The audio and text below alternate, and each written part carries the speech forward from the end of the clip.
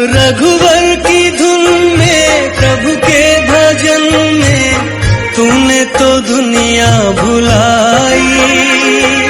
परछाई बन के मन और वचन से रघुवर के तुम ही सहाय। राम भक्तों, स्वागत है आप सबका एक बार फिर से हमारे अपने चैनल मिस्टीरियस गुरु थिंक ऑब्सम राइकल में।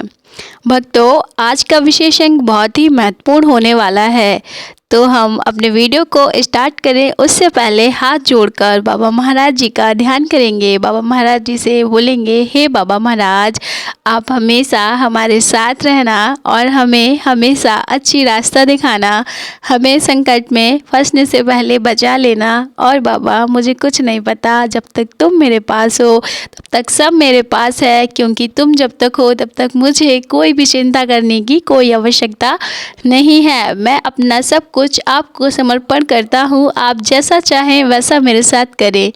और इसी के साथ अब हम अपने वीडियो के तरफ चलते हैं, लेकिन इससे पहले मैं आप लोगों के साथ एक बात और शेयर करना चाहती हूँ।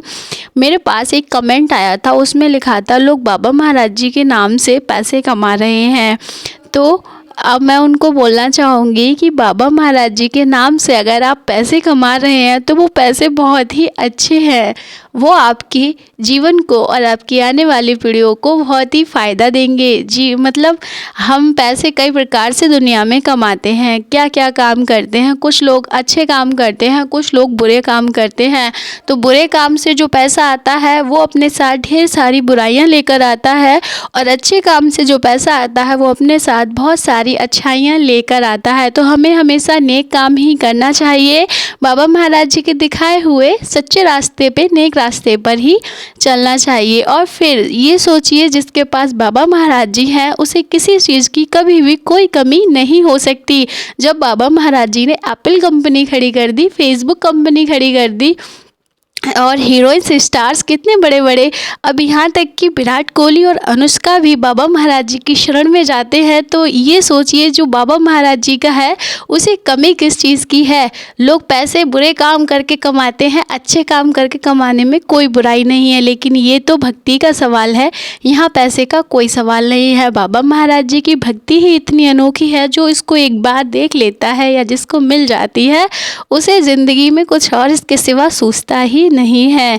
तो चलिए ना देर करते हुए चलते हैं अपने विशेष अंक की ओर, जो कि आप लोगों ने थंबनेल में पढ़ ही लिया होगा कि बाबा महाराज जी के दूत कौन बनते हैं। इससे पहले हमारा एक और वीडियो था जिसमें था कि बाबा महाराज जी के दूत कहाँ जाते हैं और बाबा महाराज जी उन दूतों को क्यों अपने भक्तों के पास भेजते हैं। तो अब हमारा आज का जो टॉपिक है कि बाबा महाराज जी के दूत कौन लोग बनते हैं, तो मैं आप लोगों को बता दूं, हमारे सनातन धर्म में जैसी मान्यता है कि हमारे 33 कोटि देवी देवता हैं।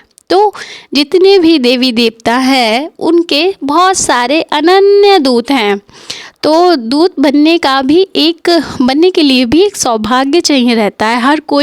हर किसी को वो सौभाग्य प्राप्त नहीं होता है, क्योंकि हम सब जानते हैं पुनर्जन्म होता है हर किसी इंसान का, और 84 लाख योनियां हैं जहाँ तक मैं याद कर पा रही हूँ। अगर कोई गलती हो तो क्षमा कीजिएगा। तो उसमें हमें बदल बदल कर जन्म मिलता है, लेकिन इंसान का जन्म, मानव का जन्म बहुत पुण्य से, बहुत भाग्य से और बहुत अच्छे कर्मों के कारण ही प्राप्त होता है। और हम इसमें भी आकर खराब काम करते हैं तो हमें पुनः इसी योनियों में फेंक दिया जाता है और हम इनमें ही चक्कर लगाते रहते हैं। लेकिन अगर हम कभी कोई अच्छा कार्य करते हैं, उसमें भी चीज़ें होती हैं। जब हम बहुत ही अच्छा काम करते हैं, जैसे हम बाबा महाराज जी को मानते हैं, बाबा महाराज जी हमारे इष्ट हैं, या माता रानी हमारी इष्ट हैं, या भोले बाबा हमारे इष्ट हैं, या हनुमान जी, जो भी हमारे इष्ट हैं, खाटू श्याम हमारे इष्ट हैं, जो भी हमारे इष्ट हैं, हम उनको बहुत मानते हैं। और मानने के साथ ही साथ हम बहुत अच्छे कर्म भी करते हैं। ऐसा नहीं है केवल भगवान को मान लिया और कर्म हमने अच्छे नहीं किए तो हमारा कुछ भी नहीं हो सकता। एक बार को वो कहते हैं ना कि आप लोगों ने सबने स्टोरी सुनी थी, एक डाकू था, वो कितनी लूटपाट करता था, परेशान करता था लोगों को, लेकिन उसने भी जब राम का नाम लिया तो वो तर गया। उसी प्रकार से हमें राम का नाम भी लेना है लेकिन अच्छे काम भी करने हैं। उसके लिए अच्छा काम वही था कि उसने राम का नाम लिया, लेकिन उसके पीछे एक चीज़ और थी कि वो डाकू था, लूटपाट भी करता था, लेकिन वो जो धन कमाता था उससे वो गरीबों की मदद करता था, अच्छे लोगों का काम मतलब अच्छा काम करता था। गरीबों की हेल्प करना एक बहुत बड़ा काम होता है अगर हम कर पाएँ तो इसलिए उसको राम नाम लेने से वो तर गया। तो ये चीज़ है, हमें भक्ति भी चाहिए और हमें अच्छी कर्म भी चाहिए।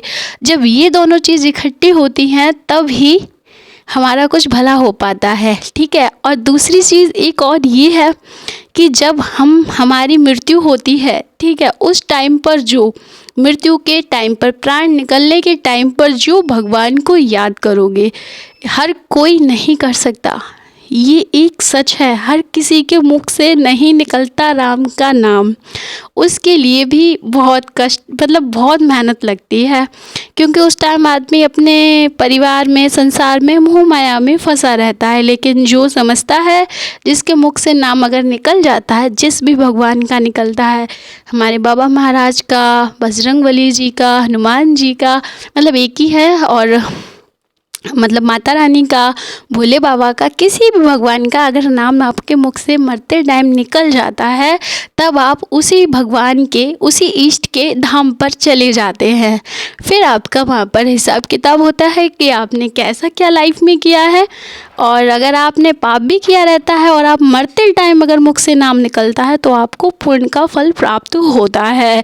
तो और फिर उसके बाद जब हम दूत बन जाते हैं, ऐसे लोगों को दूत बनने का सौभाग्य प्राप्त होता है। दूत बनने के बाद भी ऐसा नहीं है कि आपको एकदम हाईली पोस्ट पर बैठा दिया जाएगा, वहाँ भी आपको स्टार्टिंग से शुरुआत करनी होती है, शुरुआत करनी होती है। आपको पहले छोटा कार्य दिया जाएगा, उसके बाद उससे बड़ा कार्य दिया जाएगा, उसके बाद उससे बड़ा कार्य दिया जाएगा। ऐसे धीरे धीरे आपका वहाँ पर प्रमोशन होता चला जाता है। तो ये थी सारी स्टोरी। अगर अच्छी लगे जानकारी तो प्लीज़ वीडियो को लाइक करना और चैनल को सब्सक्राइब करना, वीडियो को शेयर भी करना, और कमेंट बॉक्स में जय श्री राम, जय बाबा नीम करौली लिखना ना भूलना। इसी के साथ मिलेंगे हम नेक्स्ट वीडियो में, तब तक के लिए जय श्री राम, जय नीम करौली बाबा, जय महाराज बाबा। हरे राम राम राम सीता राम राम, हरे